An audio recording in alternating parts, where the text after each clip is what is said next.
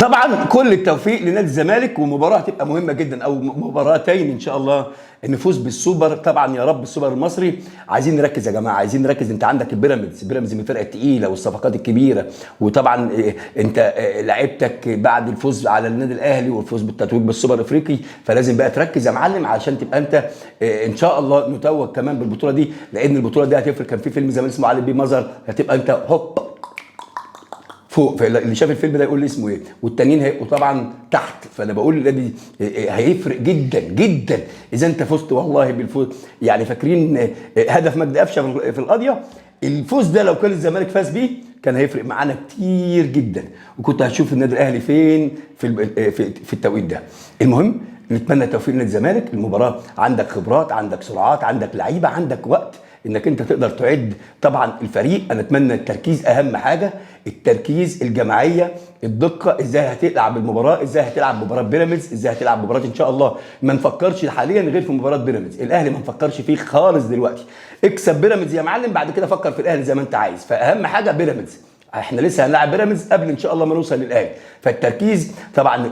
عندك فرقه تقيله يا جماعه. احنا الزمالك حاليا بنحمد الله على الفرقه، وبنحمد ربنا كمان على شخصيه اللعيبه اللي عندك. بقى عندك لعيبه تمتلك الشخصيات، وده الاهم. عندك لعيبه شخصيات زي عبد الله السعيد، عندك ناصر ماهر، عندك طبعا لازم نتكلم محمد شحاته، نبيل عماد دونجا، عندك طبعا لازم نتكلم على اللاعب التونسي يا جماعه اسمه ايه وطبعا لازم بنتايك، لازم نقول انه عمل دور رائع جدا واثبت نفسه. وانا دايما بقول اللعيب الكبير بيبان في المباريات الكبيره. بنتايك اللي يلعب الماتش الكبير خلاص انت اطمنت عليه، لان مفيش اقوى من الاهلي انك انت تلعب وتقيس قوتك عليه. فانت عملت جيم عالي جدا. لازم نتكلم كمان عن حمزه المسلوسه، عندك حسام عبد المجيد اللي عمل دور رائع، عندك عمر جابر وقيادته للفريق نجم كبير. فعندك طبعا خش بقى ناصر منسي الاسطوره. خلاص ناصر منسي وما عادش هيبقى منسي بقى، خلاص انا غفرت له ما تقدم. استغفر الله العظيم يا رب، استغفر.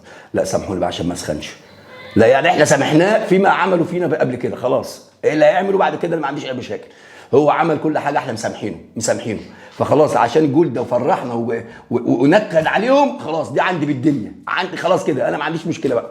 ف احنا نادي عظيم يعني، نادي ماشي وفرحتنا غير واحتفالنا. ثم انا عايز اسال سؤال، ايه اللي حارق دمهم في حته نادي القرن ولا اعظم نادي في الكون؟ ما هم بيقولوا اعظم نادي في الكون. لما يقول ان الزمالك اكبر قلعه رياضيه في مصر، انت ايه اللي حرقك؟ ايه اللي تعبك؟ لو انت كبير مش هتفكر فيا، لو انت كبير. لكن هي عقده النقص، انت مش هتحس انك كبير غير عليا. لكن انت عارف ان انا كبيرك، الزمالك كبيرك، والله الزمالك كبيرك. هي الفلوس مش قصه بطولات، خلي بالك. بس انت كبيره معروف. انت لو عندك استقرار، نص الاستقرار بتاعه ولا الفلوس اللي بتيجي ولا الدعم اللي بياخده، كان زمانك في حته ثانيه خالص. المهم مش عايز اروح للسكه دي.